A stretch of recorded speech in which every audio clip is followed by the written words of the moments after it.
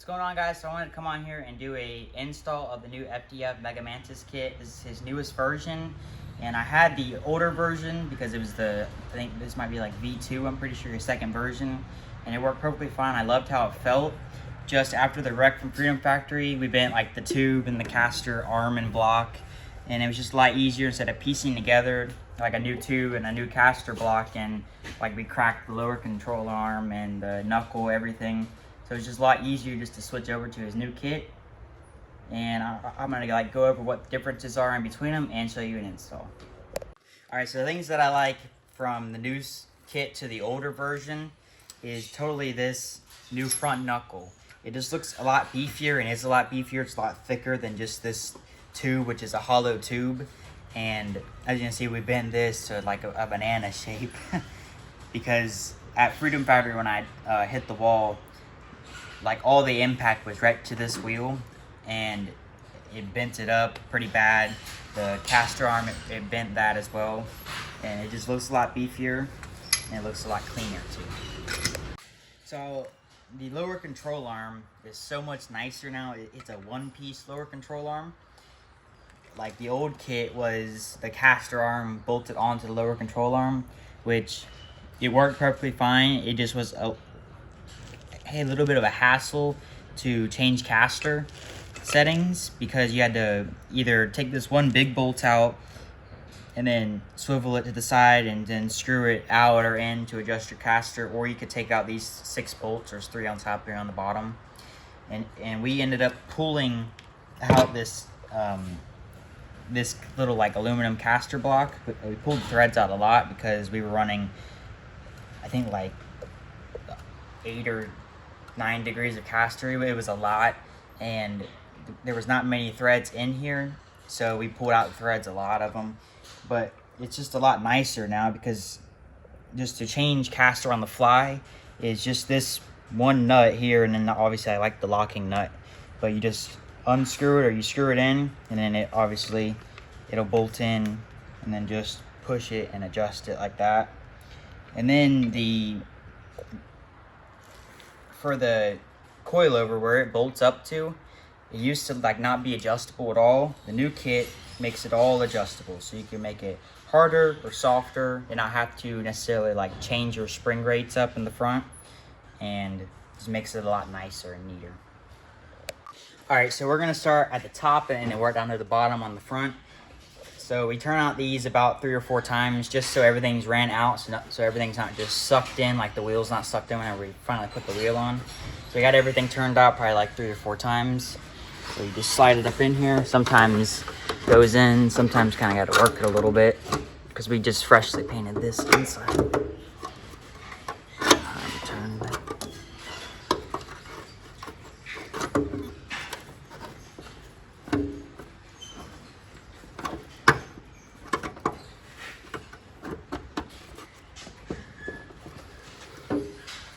All right, so you get the bolt, you just stick it through, threads on.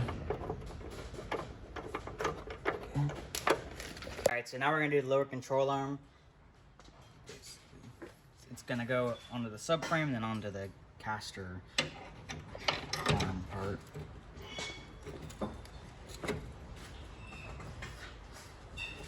Okay, get our bolt. We put some Never Sees on it just because the threads are kind of messed up in them. I gotta tap this one. There we go.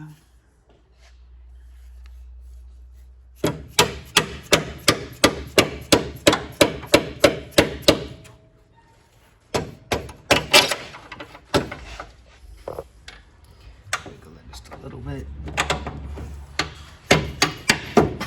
Go. This nut here, just thread it on, not all the way tight, just on. All right, so once you get the nut on, so we get this part of the lower control arm on, then you want to take the bigger spacer and slide it up over the stud so that's on all the way, and it'll kind of stay there. And then you get your smaller, shorter one, and then stick it on there first, so then you're not trying to push the spacer and then get it like, because this hole right here is just like a little bit bigger than the stud, so it slides up over this. If you don't put this on first, you're trying to fit this in between the little gap. So if you put it on first, it's a lot easier. Slide it up.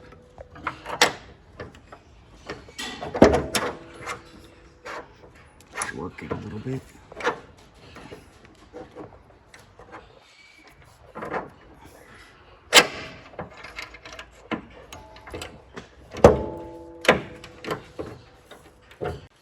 Alright, so now you screw the nut on. Perfect. Just finger tight on, because you don't really need to be all the way tight, just because you don't have this brace that goes for like here all the way across and back. It's just like it stiffens up the chassis a little bit. So now, and take your block that the shock bolts onto. Take that and screw these bolts up off of here.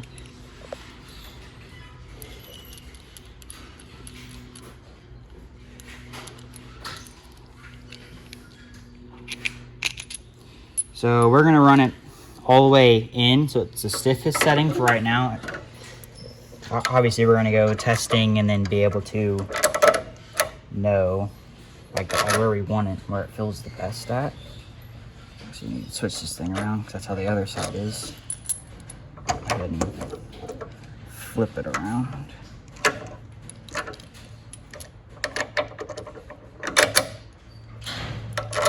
Nice. Goes on really easy, simple.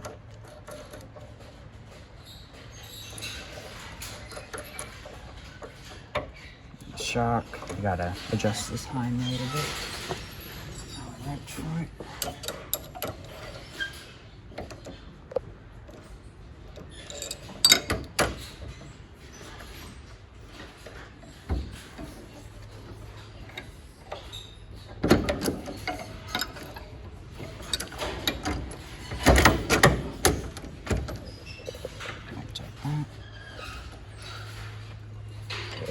Stick the Allen wrench through it for now.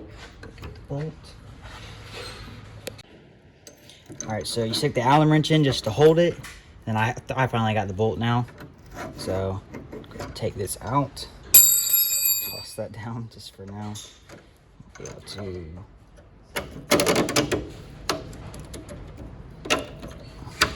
Go, bolts all the way through. It shouldn't really matter which way you put the bolt or the nut on either side. Doesn't matter for now. Just put it just as tight as finger possible, I guess. And now we're gonna take the rack offset spacer, or like alignment kind of spacer thing, and we have a special Allen wrench socket that we like shave down to fit it. Take that off the socket, ratchet. So I'm gonna stick an extension on it. That way it's easier to thread it in. And then you want to stick where it's threaded towards the subframe. So that way the bolt goes, it'll go like this through this side of it. So that way you can stick the Allen wrench in and then thread it in and not have to worry about it being on the other side.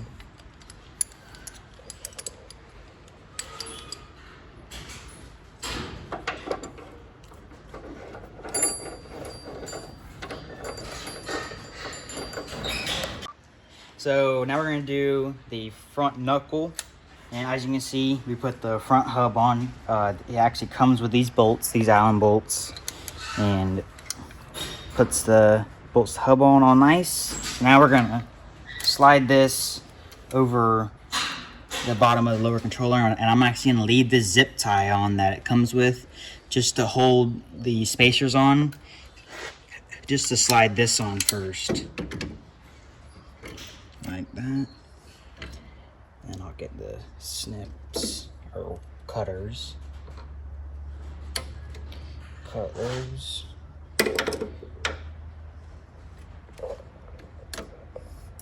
Like that. Push them on. I got my magnetic cup.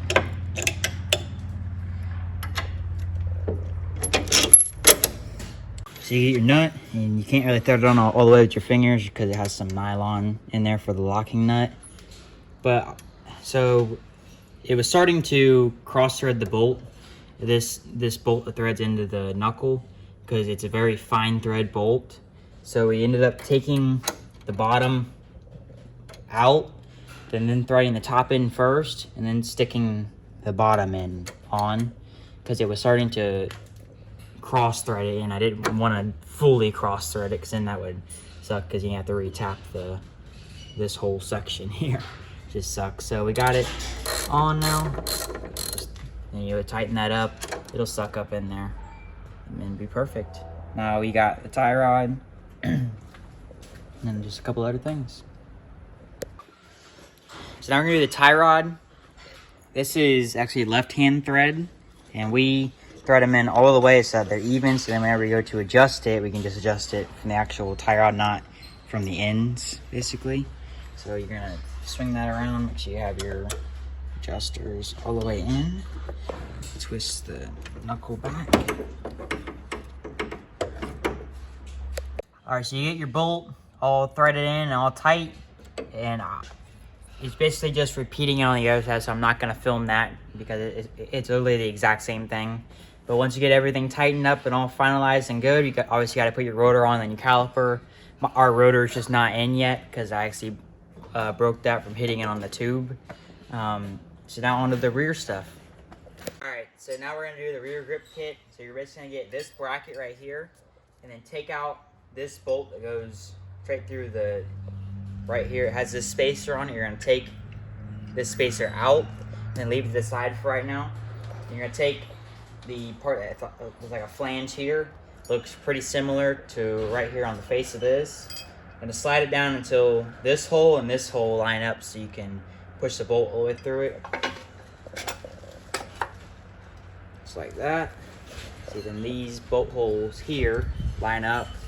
Take this spacer, slide the spacer in there. Wiggle it just a little bit. Put the bolt in.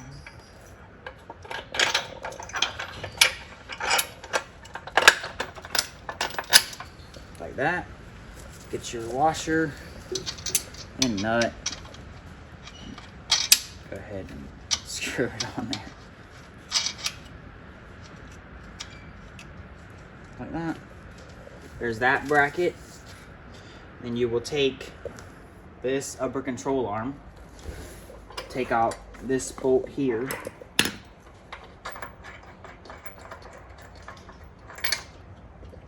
bolt and washer, don't drop it, and centering, take it and put it both in these, one side, one side.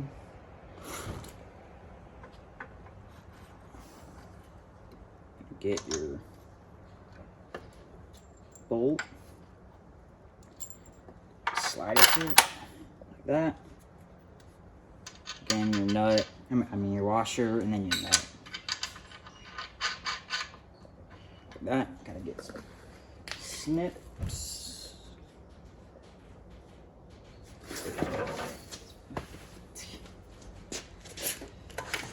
Toolbox. Goes out of there. So for this side, you have to reuse your bolt that was on the stock lower control arm.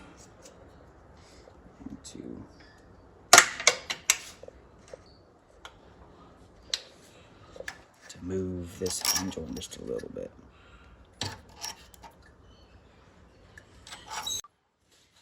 Go. Got to move there.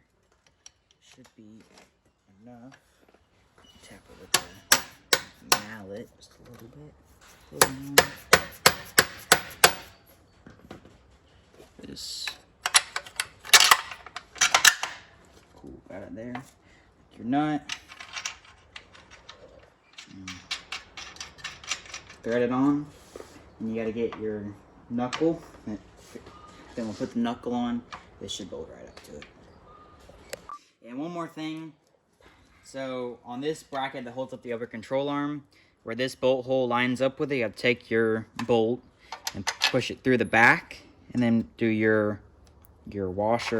Lay this down. Your washer, and then your nut on the back side of it. Thread it on, and it has nylon there, so you can't really thread it on all the way with just your fingers. So now we're gonna do the rear knuckle now. You're gonna slide it onto the axle, which is in the hub. It goes into the hub. So you're gonna do this, push it down, then get your bolt. And we put like anti-seize on it, just because it's going into this like knuckle, which is a billet aluminum knuckle. And it just kind of helps it thread in a lot better, not seize up.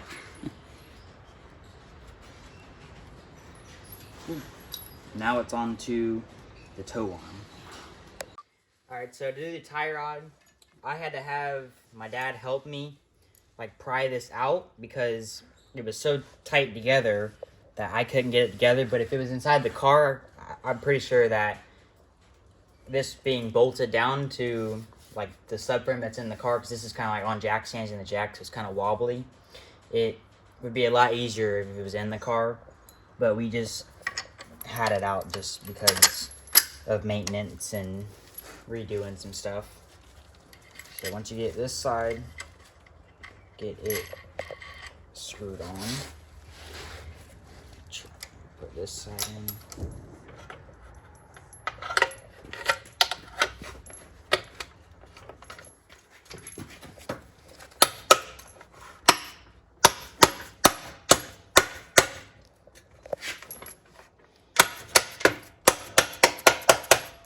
Tap it in there.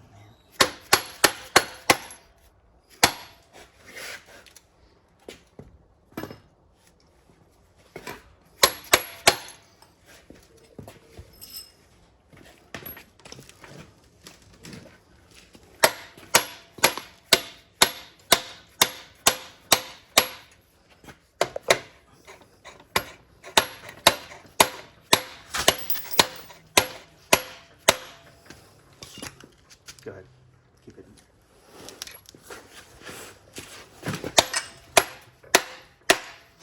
Okay.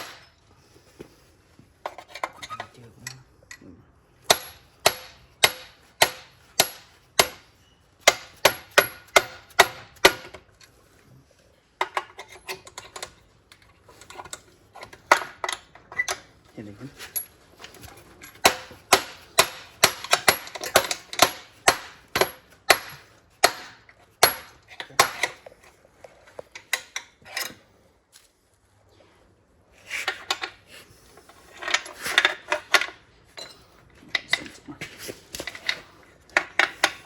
Needs to be around.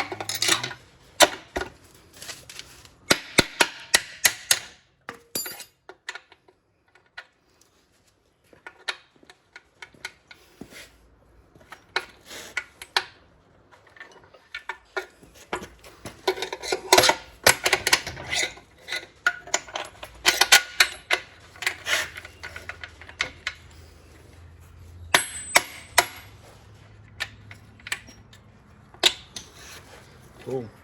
Once you got that on, you put your other washer on. You can get it and thread your nut onto it. And there's the tow arm there, and obviously you'll adjust it out to set your alignment and everything. Now it's onto the traction arm and camber arm. So now this is the traction arm, and it fits in here really nicely. It just slides in there, and then you screw your Allen bolt all the way up through it. And then we'll do the camber arm, which will go from here into this section.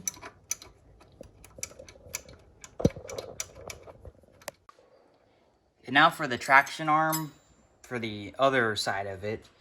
So you have this spacer here that fits up inside the cone shaped. If you feel it lifted up, slides right in there, and the bolt goes right through it. Then you stick your washer on this side. Then your nut backs it up, and it's a lot easier to have two people, one to hold it up and then like one like me to slide the bolts in and do all that. And then there's the traction arm all the way in. Now we got, of course, the camber arm now to do. And now for the traction arm for the other side of it. So you have this spacer here that fits up inside the cone shaped. If you feel it lifted up, slides right in there and the bolt goes right through it.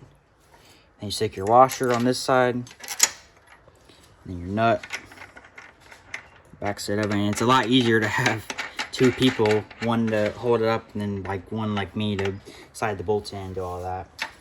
And then there's the traction arm all the way in. Now we got, of course, the camber arm now to do. And all right, so now we have the camber arm. You need a little tap to go down to there. And you have to reuse your old bolts. They have the locking washer and nut as well. Slides through there. Let's do there now.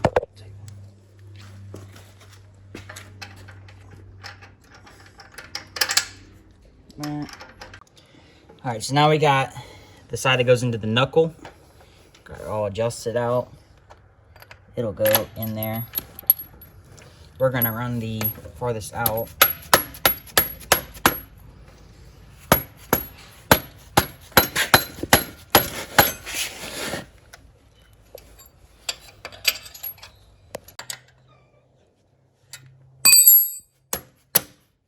Go through there.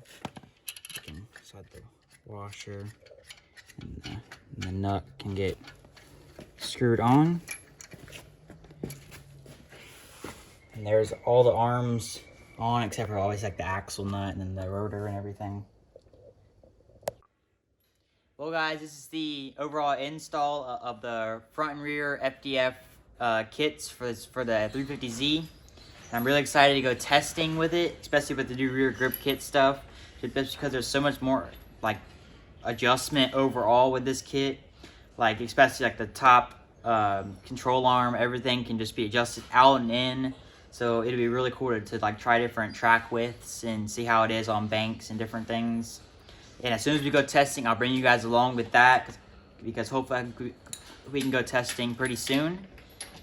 And yeah, if you guys want any of these FDF Race Shop parts, you can go to FDF Race Shop on like Instagram, Facebook, and YouTube too, because they have like install videos as well. They have a rear grip kit install when it's actually inside of the car the subframe is. So if you guys need to see that, they have a full, really in-depth video of it.